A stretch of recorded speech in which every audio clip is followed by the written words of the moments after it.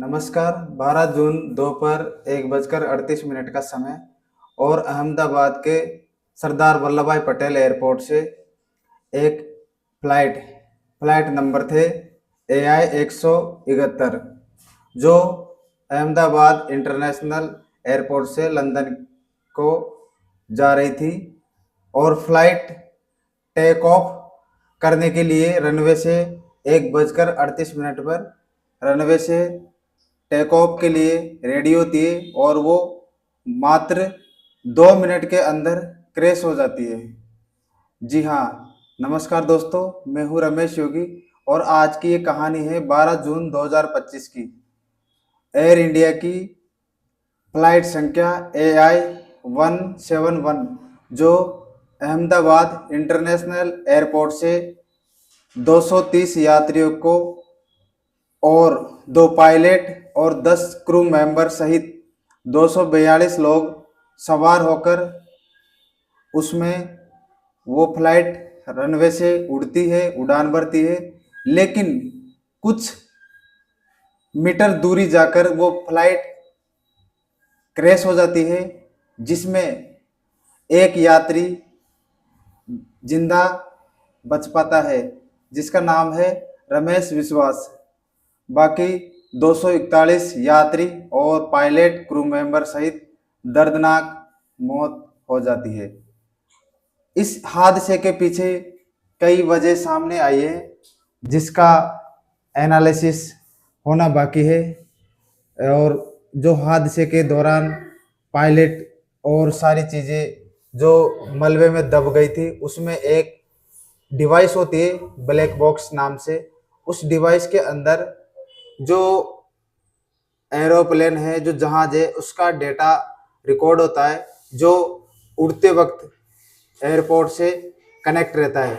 तो वो सारी चीज़ें उसके अंदर रिकॉर्ड रहती है। वो ब्लैक बॉक्स मिल चुका है, क्योंकि ये जो फ्लाइट है ये एयरपोर्ट से उड़कर पास के एक अस्पताल के हॉस्टल के ऊपर जा गिरी, जिसके अंदर हॉस्पिटल में कार्यरत MBBS डॉक्टर सहित 27 लोगों की दर्दनाक मौत हो जाती है।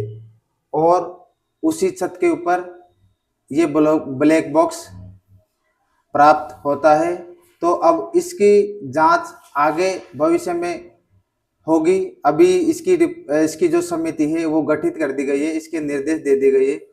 लेकिन अभी इसके संभावित कारणों में से अगर हम बात करें तो संभावित कारणों में से मुख्य कारण ये था कि इसमें जो इसका वेट था वो ओवरलोड हो सकता है, क्योंकि जो फ्लाइट है वो बोइंग कंपनी का है, बोइंग 7878, जो 242 यात्रियों को लेकर उड़ रहा था और उसके अंदर 1.25 लाख लीटर फ्यूल भरा गया था जब वो उड़ान नहीं था उससे पहले।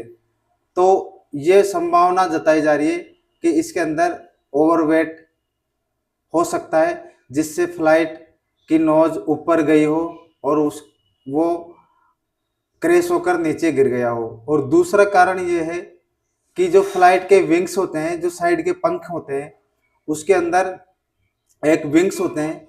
वो जो फ्लाइंग विंग्स होते हैं उसके अंदर एक फ्लिप होती है। वो फ्लिप का एक जो एंगल होता है वो टेक ऑफ करते वक्त 10 से 20 के कोण पे सेट होना चाहिए।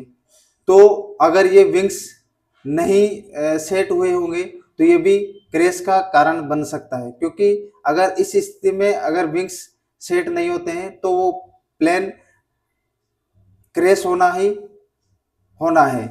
और एक मुख्य वजह ये थी कि जब विमान टेक ऑफ हुआ तो उसके जो व्हील्स हैं वो नीचे दिख रहे हैं, क्योंकि जो प्लेन होता है वो टेक ऑफ होने के बाद 50 फीट की या 100 फीट की दूरी जब वो तय कर लेता है हवा में, तब उसके जो विंग्स, जो उसके टायर्स होते हैं, उनको अप करना होता है, यानी कि उसको जो अंदर उसको समेटना होता है। लेकिन वो पायलट ने अंदर नहीं समेटे थे।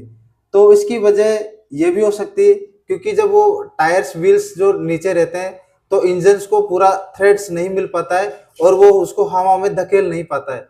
तो ये मुख्य वजह हो सकती है बाकी इसकी मुख्य जो जो इसकी सारी चीज जो एग्जैक्ट जो इसकी जो मुख्य बात है कि इसका क्या कारण रहा है, वो जांच होने के बाद आएगी, क्योंकि अभी इसका ब्लैक बॉक्स मिल चुका है और उसमें डीवीआर लगा होता है जो सारी चीज को रिकॉर्ड करता है कि पायलट ने और को पायलट को बीच में क्या बात हुई है और पायलट ने जो एयरपोर्ट है अथॉरिटी उस पे वहां पे क्या संदेश दिया, क्योंकि इसमें जो बातें सामने आ रही है, ये बातें आ रही है कि पायलट ने इसको इमरजेंसी घोषित कर दिया था जो कुछ देर उड़ने के कुछ देर बाद में। तो उसने एयरपोर्ट अथॉरिटी को कॉल किया था कि मैडे मैडे मैडे, इसका मतलब होता है कि इमरजेंसी, यानी कि एक तरह से जो विमान है वो पूरी तरह से आपातकाल में आ गया है, उसके पास और कोई रास्ता नहीं है। तो जो भी एयरपोर्ट के पास में जो भी सारे संसाधन है इमरजेंसी के बचाव के, जैसे फायर ब्रिगेड की गाड़ी, एम्बुलेंस और भी सीआईएसएफ बीएसएफ सारे जवान वो वहां पे तैनात कर दिए जाए। तो पायलट ने सारी ये चीजें वहां पे इसको कॉल किया था मैडे का।